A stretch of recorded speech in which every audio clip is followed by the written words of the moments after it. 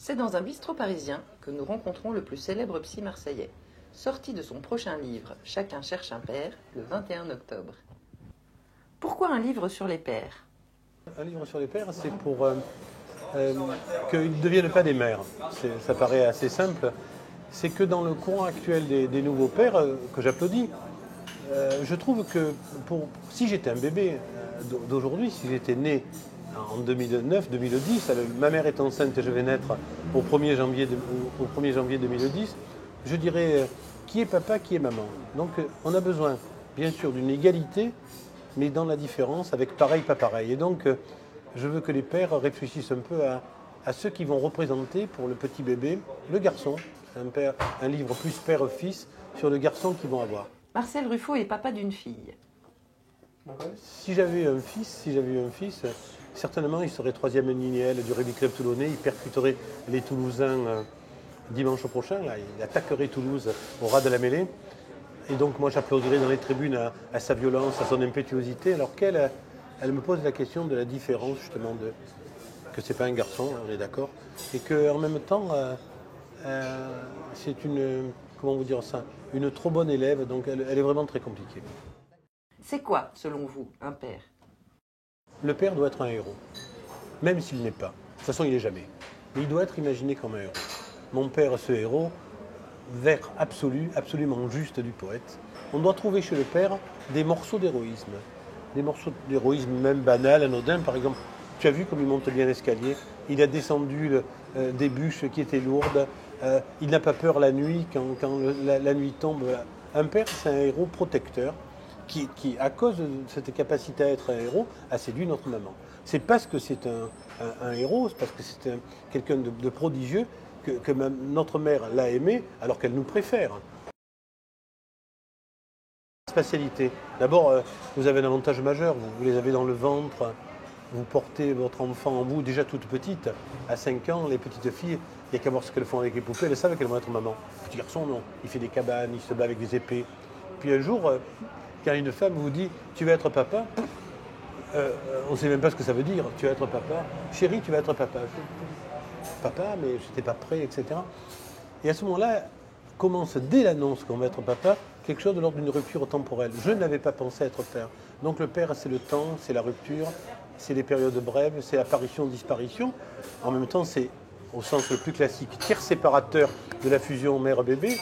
Donc le père, c'est quelqu'un qui a une importance au début importante mais distante, puis après importante et discutable à l'adolescence, puis peut-être importante pour toujours dans l'élaboration intérieure lorsque notre père a disparu.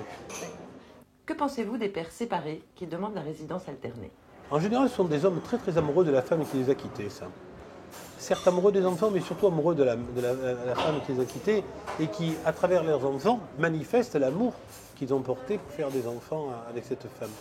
Puis après, c'est vrai que dès qu'on aime, après l'amour c'est contagieux, on finit par aimer les enfants de la femme qu'on a aimée. C'est à peu près ça. Non, je crois que j'ai beaucoup de respect pour ces pères plus présents. Malgré tout, la réalité fait que dans 70 à 80% dans les séparations, c'est les mères qui s'y collent, quoi.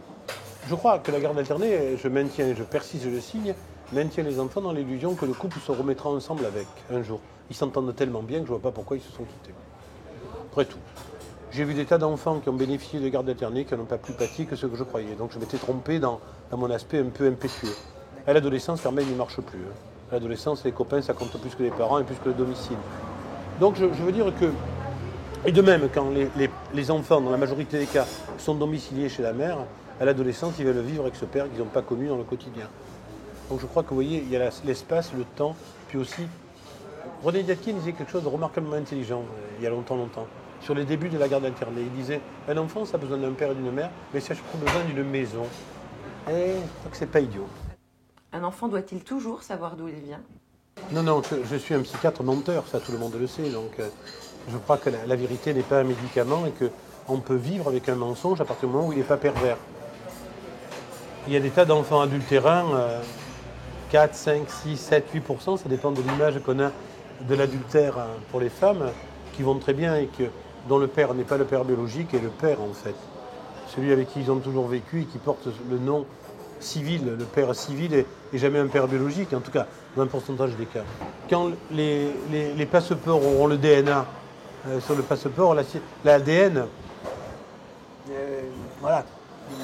Hein, dans quelques temps, on aura une paternité réelle, une paternité affective, une paternité imaginaire, une paternité romantique et une paternité passeport à acide désoxyribonucléique. Quand je vois une hélice de chromosomes, je crie pas papa quand même. Faut-il donner un statut au beau-père? Ces gens qui aiment au point d'intégrer un enfant difficile et de le tolérer parfois mieux que le père ou la mère biologique sont intéressants, quoi.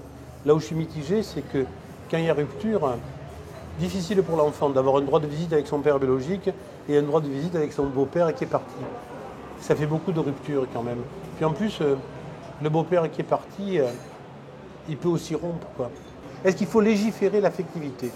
Honnêtement, est-ce qu'il faut légiférer la notion de j'ai vécu avec toi une bonne période et pour ça tu as des droits sur moi à cause de la bonne période? Je suis pas sûr.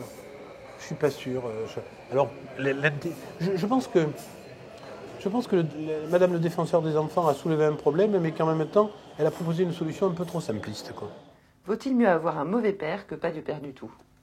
Non, il vaut mieux avoir un salopard que pas de père. Je crois que je pense à des tas d'enfants quand je vous dis ça. Je pense à ce petit garçon dont le père avait tué la mère devant lui. Et la question c'était est-ce qu'il faut qu'il le voie en prison? Et le garçon m'avait convaincu qu'il fallait qu'il le voie à 5 ans. Donc on ne peut pas être pire père que celui qui tue la maman du petit garçon. Pourtant ce petit garçon avait besoin d'une image, même fût-elle terroriste et bourreau. Avez-vous la nostalgie du pater familias? Les pères actuels sont mieux que les pères d'avant. Les pères actuels sont mieux que ce que j'ai été comme père. Ils cherchent à comprendre, ils sont plus démocrates. Non, ils sont pas trop mal.